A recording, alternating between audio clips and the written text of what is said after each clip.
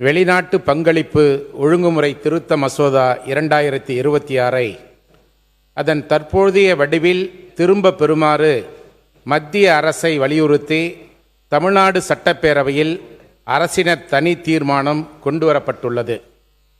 இந்த திருத்த மசோதா 2026 மூலம் சட்டப்பூர்வமாக செயல்படும் தொண்டு நிறுவனங்களின் தன்னாட்சியையும், குறிப்பாக சிறுபான்மையினர் நடத்தும் கல்வி மற்றும் சமூக நல நிறுவனங்களின் செயல்பாடுகளையும் பாதிப்படையக்கூடாது என்பதில் அனைத்திந்திய அண்ணா திராவிட முன்னேற்றக் கழகம் உறுதியாக உள்ளது. இந்த சட்டத்தின் சாதகமான அம்சங்கள்: வெளிநாட்டு நிதியின் வெளிப்படைத்தன்மை. வெளிநாட்டிலிருந்து பெறப்படும் நிதி முறையாகவும் சட்டப்படி அனுமதிக்கப்பட்ட நோக்கங்களுக்காகவும் பயன்படுத்தப்படுவதை உறுதி செய்ய உதவும். நிதி முறைகேடுகளை தடுக்கும் FCRA விதிகளை மீறி வெளிநாட்டு நிதியை பயன்படுத்தும் நிறுவனங்களை கண்காணிக்கவும் நடவடிக்கை எடுக்கவும் வலுவான கட்டமைப்பை உருவாக்குகிறது. வெளிநாட்டு நிதியில் உருவாக்கப்பட்ட சொத்துக்களுக்கு தெளிவான நடைமுறை. FCRA பதிவு ரத்து செய்யப்படும் போது அல்லது புதுப்பிக்கப்படாத போது அந்த நிதியில் உருவாக்கப்பட்ட சொத்துக்களை எவ்வாறு நிர்வகிப்பது என்பதற்கு நடைமுறை ஏற்படுத்தப்படுகிறது. பொதுநல நோக்கில் சொத்துக்களை பயன்படுத்தும் வாய்ப்பு.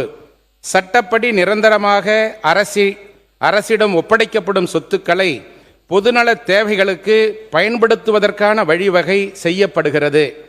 தண்டனை விதிகளில் நியாயமான மாற்றம்.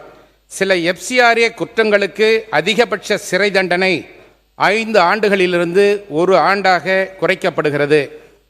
இந்த சட்டத்தின் எதிர்மறையான அம்சங்கள்: பதிவு செய்யப்படாத போதும் சொத்துக்கள் பாதிக்கப்படலாம். FCRA பதிவு புதுப்பிக்கப்படவில்லை என்ற காரணத்திற்காகவே வெளிநாட்டு நிதியில் உருவாக்கப்பட்ட சொத்துக்கள் அரசின் கட்டுப்பாட்டிற்குள் செல்லும் வாய்ப்பு உள்ளது. உள்நாட்டு நிதியும் பாதிக்கப்படக்கூடிய நிலை. ஒரு சொத்து வெளிநாட்டு நிதி மற்றும் உள்நாட்டு நிதி இரண்டையும் கொண்டு உருவாக்கப்பட்டிருந்தால் முழு சொத்தும் முதலில் கட்டுப்பாட்டுக்குள் கொண்டுவரப்படும் நிலை ஏற்படலாம். இயற்கை நீதிக்கான பாதுகாப்பு அவசியம். பதிவு புதுப்பிக்கப்படாத நிறுவனத்திற்கு போதுமான முன்னறிவிப்பு, விளக்கம் அளிக்கும் வாய்ப்பு மற்றும் மேல் முறையீட்டு உரிமை தெளிவாக உறுதி செய்யப்பட வேண்டும். தன்னார்வ தொண்டு நிறுவனங்களுக்கு சிரமம். கல்வி, மருத்துவம், சமூக சேவை, சிறுபான்மை சமூக நலன் போன்ற துறைகளில் நேர்மையாக செயல்படும் நிறுவனங்களும் வெறும் நடைமுறை தவறுகளால் பாதிக்கப்படக்கூடாது. மாநிலங்களின் அதிகாரம் தொடர்பான கவலை. FCRA குற்றங்கள் தொடர்பாக மாநில அமைப்புகள் விசாரணை தொடங்குவதற்கு மத்திய அரசின் முன் அனுமதி தேவைப்படுவது மாநிலங்களின் விசாரணை அதிகாரத்தை கேள்விக்குறி ஆக்கிவிடும். இந்த மசோதா தற்பொழுது நாடாளுமன்றத்தில் பரிசீலனையில் உள்ள ஒரு முன்மொழிவாக மட்டுமே உள்ளது. இது இன்னும் சட்டமாக நிறைவேற்றப்படவில்லை. எனவே இந்த மசோதாவின் நோக்கங்களான வெளிப்படைத்தன்மை, பொறுப்புணர்வு மற்றும் வெளிநாட்டு நிதி முறைகேடுகளை தடுப்பதை நாங்கள் வரவேற்கிறோம்.